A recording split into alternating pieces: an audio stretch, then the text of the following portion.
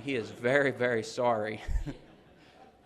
Lydia was born in March, and I apparently forgot to include that. In the 16th chapter of Job, beginning in verse 18, Job states, "O earth, do not cover my blood, and let my cry have no resting place.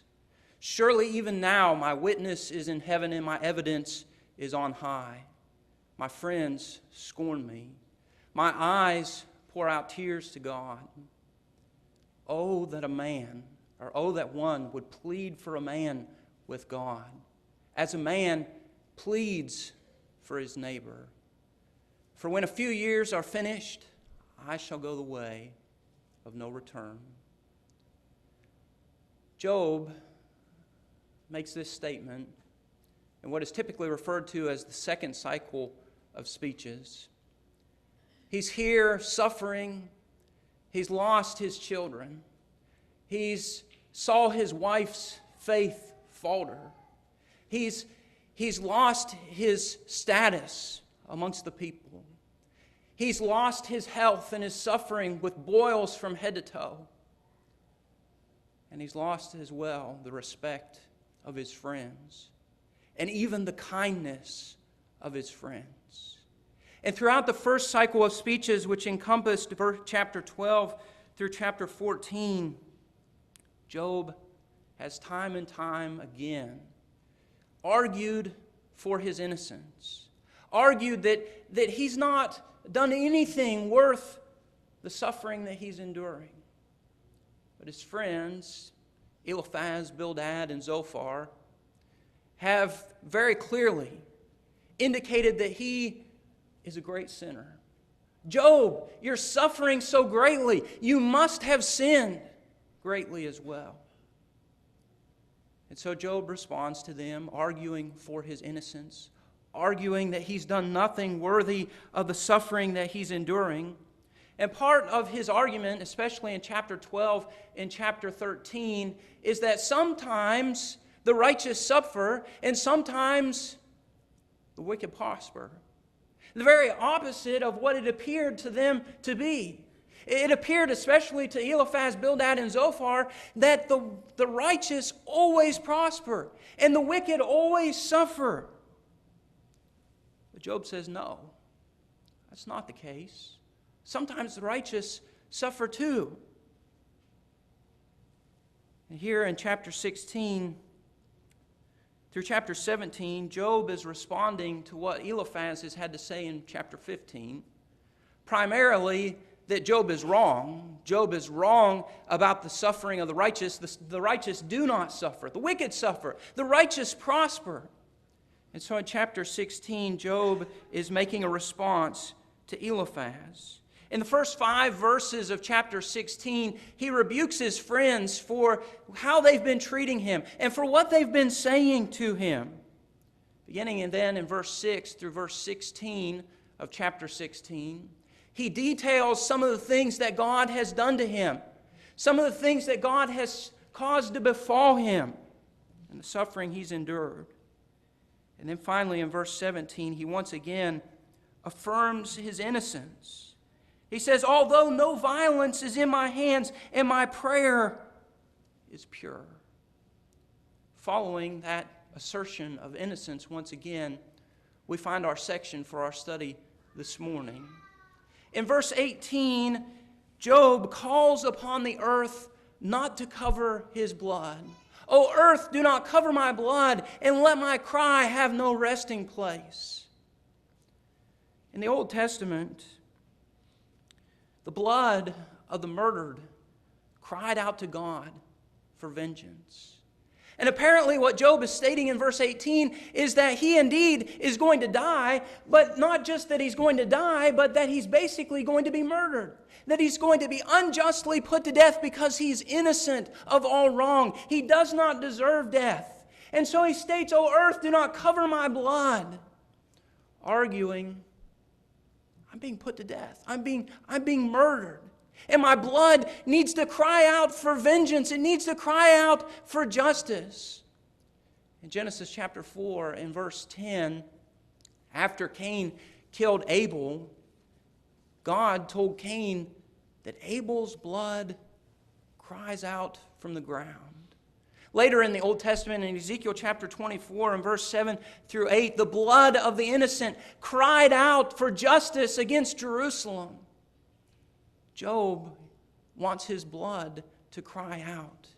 Do not cover my blood, O earth. Allow it to cry out for justice. Innocent blood, you see, could only be avenged. It could only be justified in one of two ways. Either the murderer had to be put to death, was to be executed, or in the case where the people didn't know what or who had killed the individual, sometimes that happens. Sometimes somebody will be murdered and nobody knows. In such a case, Moses set forth steps that they were to follow in Deuteronomy chapter 21 and verse 1 through 9. They had to go take a heifer and go down to a valley with running water in it. And once the elders of the city took that heifer and went down to the valley with the water running through it, they broke the heifer's neck, and then they washed their hands over top of the heifer and declared that they didn't have any idea, that they didn't know who it was that had murdered this individual. And what happened then was that the blood of the murdered cried out. Vengeance was placed, justice was placed in God's hands for him to mete out justice against the one who had committed the crime.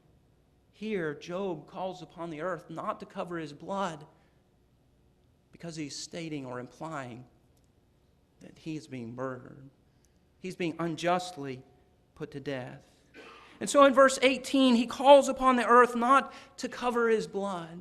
In verse 19, he then expresses a confidence. He's confident that yes, indeed, he is about to die, that he's being murdered, but he's also confident as well that he has a witness who will argue his case. In verse 19, he says, "Surely even now my witness is in heaven." The term witness is very important in the Old Testament. The term witness often occurs in legal and judicial texts, in judicial contexts. For instance, in Jeremiah chapter 32, Jeremiah purchased a field in the presence of witnesses. In Ruth chapter 4, Boaz acquired the estate of Elimelech and Naomi in the presence of witnesses. And what we need to understand there is that is a legal transaction, a judicial act that's going on there.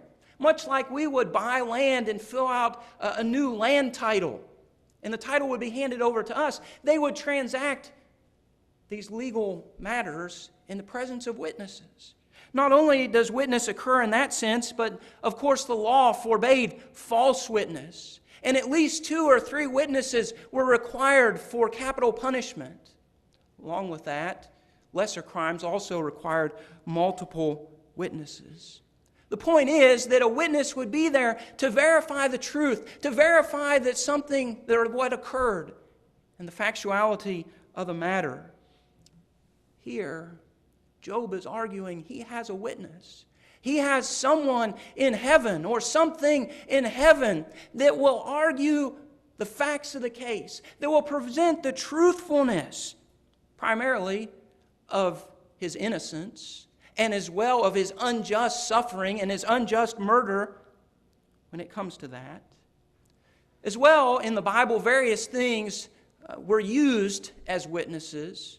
People, of course, functioned as witnesses, as we saw in Jeremiah and also in the book of Ruth, but inanimate objects as well. Stone heaps were witnesses. The law itself was witness. Even an altar and songs sometimes functioned as witnesses. Isaiah the prophet foretold of the time in Isaiah chapter 55 and verse 4 when God would bring forth his servant David as witness, someone who would testify to the facts, testify to the truth. Of course, in the New Testament, Jesus in Revelation chapter 1 and verse 5 is the faithful witness. And throughout the Bible, God, above all, is witness. He testifies to the truth. He testifies to the facts. He does not lie, and he is honest and faithful in all things. With God, sometimes the term witness denotes what happens because of his witness. That is, God is truthful, God is honest, and therefore when he witnesses acts that are unjust, that are unrighteous, or when he witnesses acts that are not faithfully kept, as in vows or oaths, his witness ensues in judgment and punishment. But God is the perfect witness. God is honest. God is faithful. God is just. God is righteous. And added to that, he's all-knowing. And he's always present. And when we think about human trials, we think about juries and judges. We want a good witness. If we're innocent, if we've not committed a crime, we want a good witness that can verify the facts. And if, on the other hand, we're the prosecution and we're trying to convict someone, we want a good witness to the facts. Sometimes in trials, legal trials, you'll have a witness brought to a stand, and either the prosecution or the defense, whichever the witness testifies basically against, they will try to attack the credibility of the witness, show how they're unfaithful in some way, show perhaps how they've lied. But of course, God never lies. God is always faithful. God is always just. He is the perfect witness. And so here in Job chapter 16 and verse 19, Job states, "Surely even now my witness is in heaven," but also he states, "and my evidence is on high." Evidence here stands parallel to witness. In Hebrew poetry, the poets would use what's called parallelism.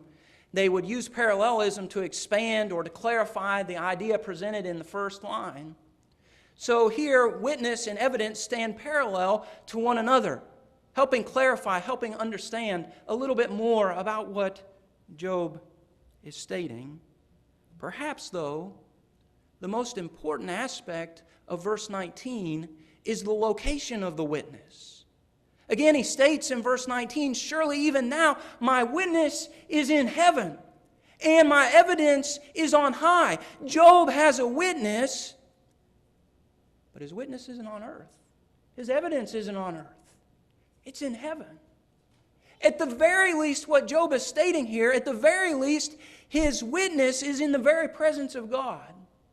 Now, we'll talk a little bit more in a moment about who his witness is or what his witness might be.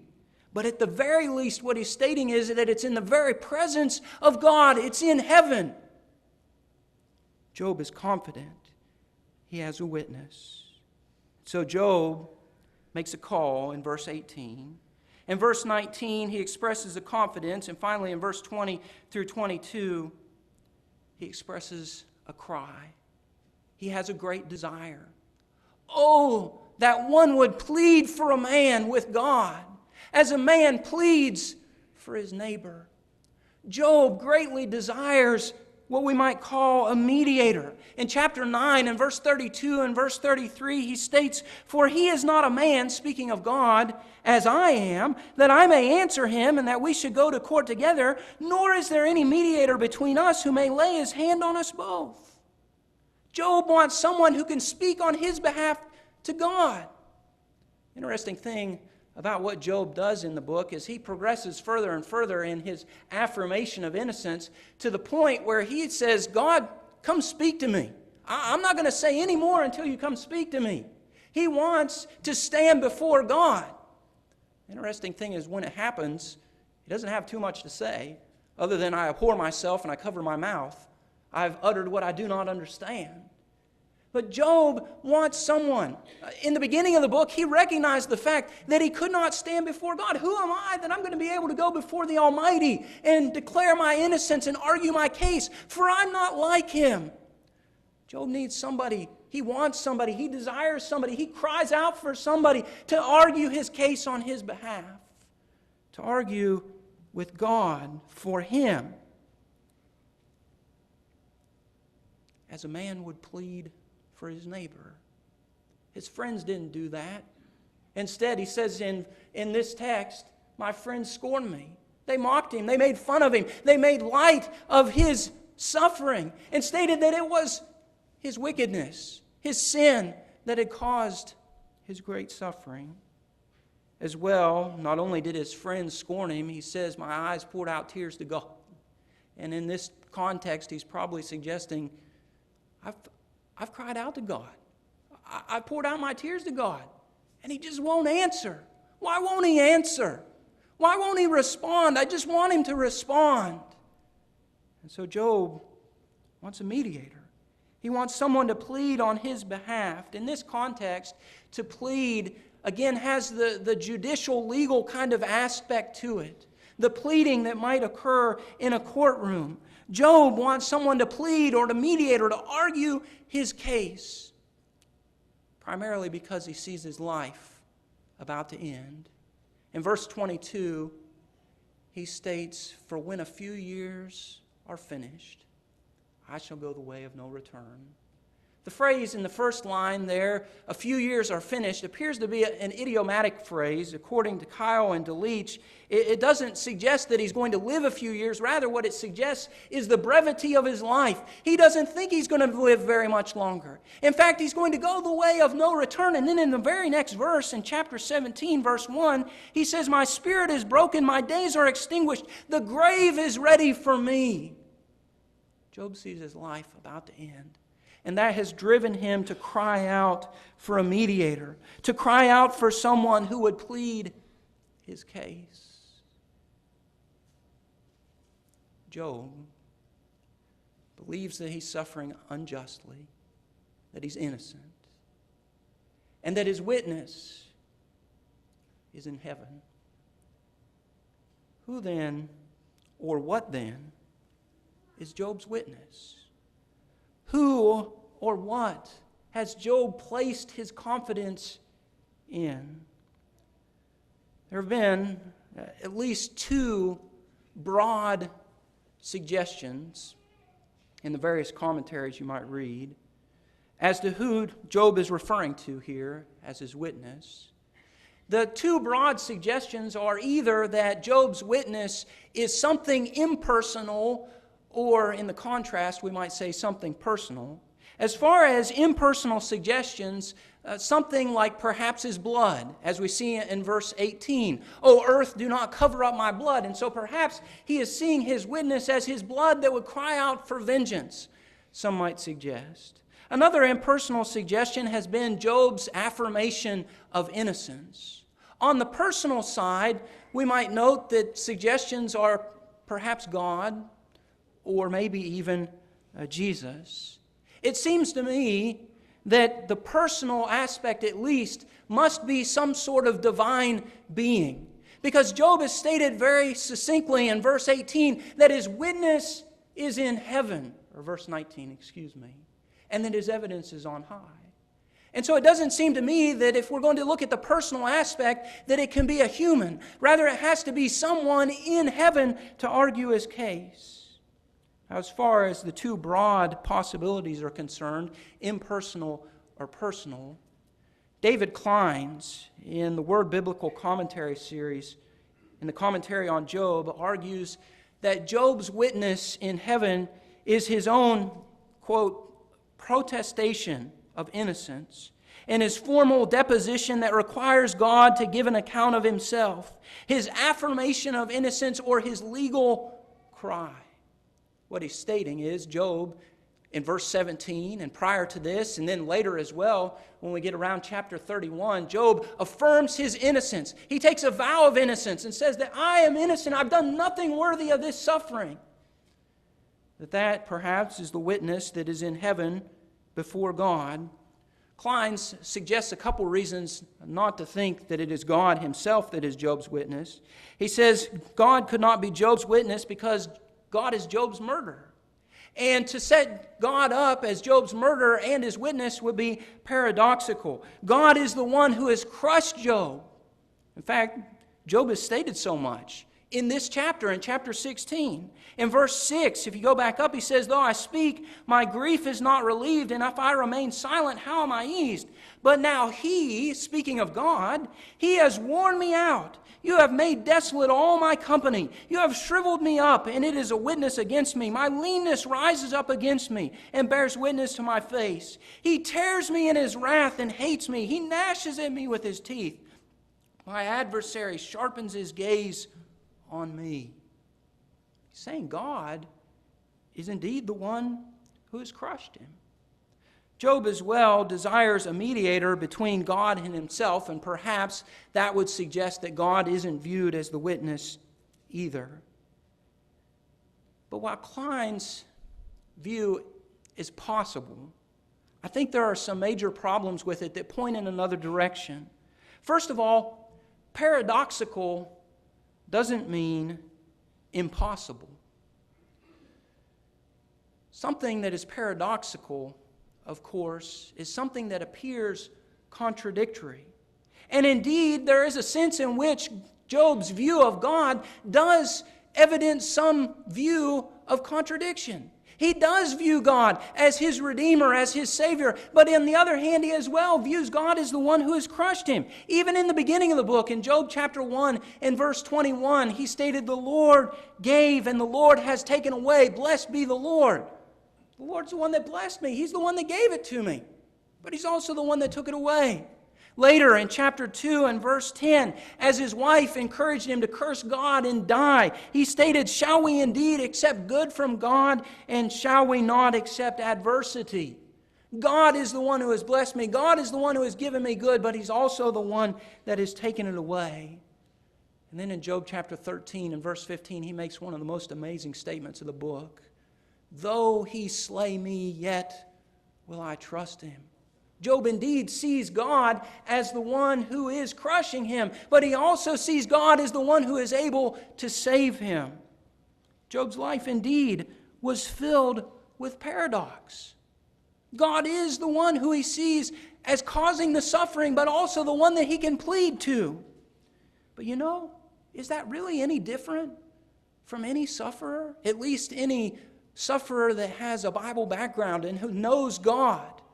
For the sufferer, even today, he may look at the Bible and the Bible's description of God, and he knows that God is all-knowing, that God is all good, and that God is ever-present, and that God is all-powerful. And he looks at God's description in the Bible and he says, why doesn't God do something?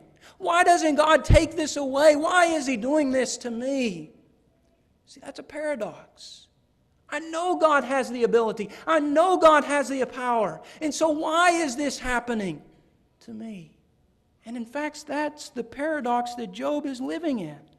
The view that God is both witness and adversary, although it might be paradoxical, is very much not beyond the scope of Job.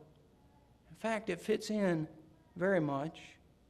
Walter Zorn noted on this text, he said, God is the one who wants to accuse, or who he wants to accuse, and yet he must appeal to God alone. John Hartley, in his commentary on Job, explained further. He said, for a moment, Job sees God as his steadfast supporter. In this plea, he is expressing the trust God had expressed in him in the prologue, because he is pushing through the screens of his troubles to the real God. He is not essentially pitting God against God. Rather, he is affirming genuine confidence in God, regardless of the way it appears that God is treating him. And so while it may be the case that it would be paradoxical to have God as adversary and advocate, such fits in with the nature of the book of Job. Along with that, there's a second problem with Klein's view and an impersonal kind of witness, and that is that there is a time element involved in verse 19. In verse 19, Job states, surely even now. Job's full vow of innocence, his full affirmation of innocence, was not complete quite yet at this period of time. His full vow of innocence included as well his unjust death, or his murder as he's described in verse 18. Yet that has not completely occurred yet. But Job can say with confidence that his witness is even now in heaven. It's already there. Thus, part of his complaint against God had not yet occurred if we're talking about simply a vow of innocence.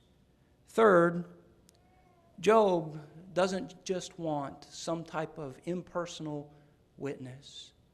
Job wants a personal witness. Oh, that one would plead for a man with God as a man pleads with his neighbor. He wants a person. He wants an individual to argue his case with God. It appears then, at least to me, that Job's heavenly witness, the heavenly witness that he wants, is not a something, but rather it is a someone. He wants someone to argue his case, someone to stand for him, someone to stand before God. In contrast to Klein's then, many commentators indeed believe that God is Job's witness. Just a few: Brown, Driver, and Briggs in their Hebrew lexicon, Homer Haley in his commentary on Job, John Hartley in his commentary that we've mentioned already, Kyle and DeLeach in their commentary. They all argue that Job's witness here is God. And indeed, as we've seen before, God is the perfect witness. His omniscience and His omnipresence make Him the perfect witness for man. I'm reminded of what the Hebrews writer said in Hebrews chapter 4 and verse 13. And there is no creature hidden from His sight, but all things are naked and open to Him, to whom we must give an account. But you know, when we look at verse 19, and we look at Job's statement that surely even now my witness is in heaven, surely from our Christian perspective, we might ask, could it be that Job is speaking of Christ? Homer Haley, again in his commentary, didn't believe such was the case. He stated earlier, Job lamented the fact that there was no umpire between himself and God, chapter 9 and verse 33. But he does have a witness in heaven who knows the facts of his life. And later he knew that his Redeemer lives. Are the witness and the Redeemer's two parties or one? It is best, he says, to interpret in light of the context above and accept God as the witness and Redeemer rather than God and another. Perhaps the context as well would agree with Haley. God indeed is Job's witness. In chapter 1 and chapter 2, he knows Job is blameless. He knows Job is righteous. He knows that Job has held to his integrity. And then at the end of the book, in chapter 42, he knows that Job has spoken things or darkened counsel. And so God indeed is witness. And so perhaps God here is Job's witness. Nevertheless, though, from our Christian perspective, I think whether or not Job had Jesus in mind, he expresses for us a desire for a mediator, a witness. And he expresses an innate human need for a heavenly witness that finds ultimate fulfillment in Jesus. And not just in Jesus, but it finds ultimate fulfillment in Jesus and in Jesus alone. The New Testament writers, of course, argue time and time again that Jesus is our mediator. He is the one who stands for us before God. In Romans chapter 8 and verse 34, he makes intercession on our behalf. In 1 John chapter 2 and verse 2, he is our advocate with the Father, Jesus Christ the righteous. In 1 Timothy chapter 2 and verse 5, Paul says, For there is one God and one mediator between God and man, the man, Christ Jesus. G. Campbell Morgan wrote concerning 1 Timothy 2 and verse 5, The argument of the writer is that there is now one who is God in his own nature, and yet is actually man, who stands in the presence of God knowing perfectly, and he does so on our behalf. He stands before God vindicating the sinner. He has become the witness. Christ has entered in, and there is our witness, our recorder. He is the one who perfectly knows and therefore is able prevailingly to mediate. He continued a few pages later on page 62. In Him, that is in Christ, therefore we find the complete fulfillment of what dawned upon Job in the midst of the darkness, as the shining hope and confidence. The one who ever lives came into our earthly life, stood upon the dust for us, and argued our case on the earth level.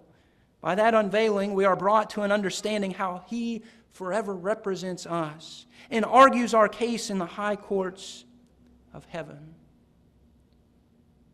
Jesus is our witness.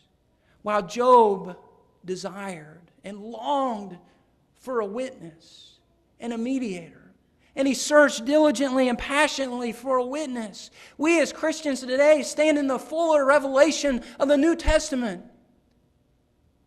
We stand in the revelation that Jesus is our witness in heaven.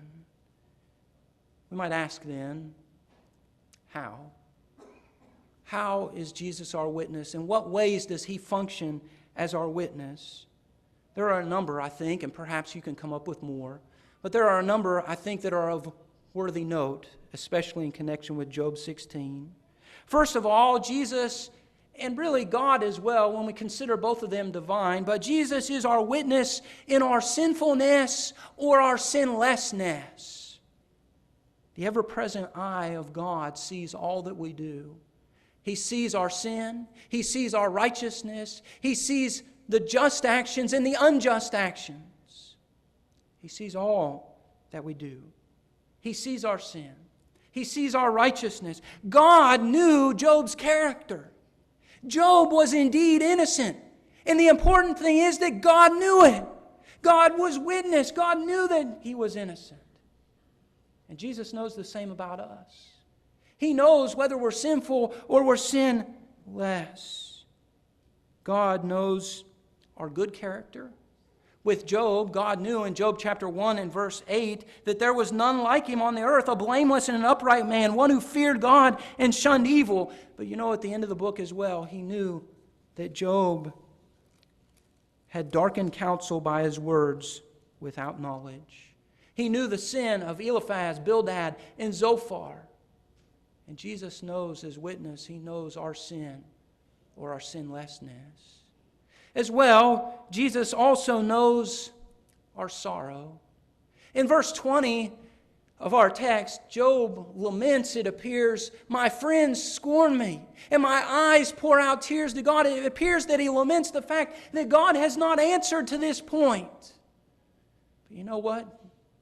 Just because God had not answered didn't mean that He didn't know about Job's tears. In fact, God was witness, and so too is Jesus, witness in our sorrow. God knew Job's sorrow, and He was concerned. We sing the song sometimes, "Does Jesus care?" And what the Bible tells us is that indeed He does. He even sympathizes with our weaknesses, Hebrews 4 and verse 15. Jesus witnesses our sorrow. He witnesses our sinfulness or our sinlessness. He witnesses our sorrow, and He witnesses at the same time our scorn. Again, Job lamented, "My friends scorn me." You know, I suppose it's one thing to suffer. It's one thing to endure ailment. It's one thing to endure the loss of your family. It's one thing to see your wife's faith falter. But then to have somebody come along who claims to be your friend and agitate it even more, how terrible that must be. His friends scorned him. But Jesus and God are our witnesses in scorn. Rather than help, Job's friends had hurt. They were miserable comforters. They were forgers of lies. They were worthless physicians. But you know, there's a friend that never fails. Even when others scorn us and fail us, as they all will, Jesus will not. Jesus is our witness in scorn. Jesus as well is our witness in silence. Perhaps one of the most difficult aspects of suffering is what appears to be the silence from God. We pray to God to take away the suffering. We pray to God to help us. And of course, we know that He answers, but we know as well that sometimes The answer isn't exactly what we want. And that quietness, what appears to be God's quietness, His silence, can hurt as much as anything else. Job was dealing with that silence. Why doesn't He answer me? Why doesn't He just come tell me why this is occurring? There's a good book to read written by Philip Yancey entitled, Where's God When It Hurts? Where is God when it hurts? What Job reveals to us is that God is witness even in silence. The great apologist C.S. Lewis summarized his own suffering and probably Job's thoughts as well after his wife had passed away. He wrote, "Meanwhile, where is God? This is one of the most disquieting symptoms. When you are happy, so happy that you have no sense of needing Him, so happy that you are tempted to feel His claims upon you as an interruption. If you remember yourself and turn to Him with gratitude and praise, you will be, or so it feels, welcomed with open arms. But go to Him when your need is desperate, when all other help is vain, and what do you find? A door slammed in your face, and a sound of bolting and double bolting on the inside. After that, silence. You might as well turn away. The longer you wait, the more emphatic the silence will become. Why is He so present a commander in our time of prosperity and so very absent a help in our time of trouble? Why does it appear that God is silent? What Job reveals to us here is that indeed there is a witness in our silence. Jesus is our witness, even when it appears that He's far away. Jesus is also our witness in suffering. Of course, that's what we're dealing with here in chapter 16. Job is suffering, and he's suffering greatly. And throughout Job's entire experience, the death of his children, the loss of his possessions, the loss of his status in the community, the loss of his health, the loss of basically everything that he had, who was there? God was. And Jesus will be with us as well. Unbeknownst to Job, God walked through the valley of the shadow of death with him. God was there at his side. And Jesus will walk with us as well. Jesus, more than any other, has witnessed our human plight. He has taken on our form.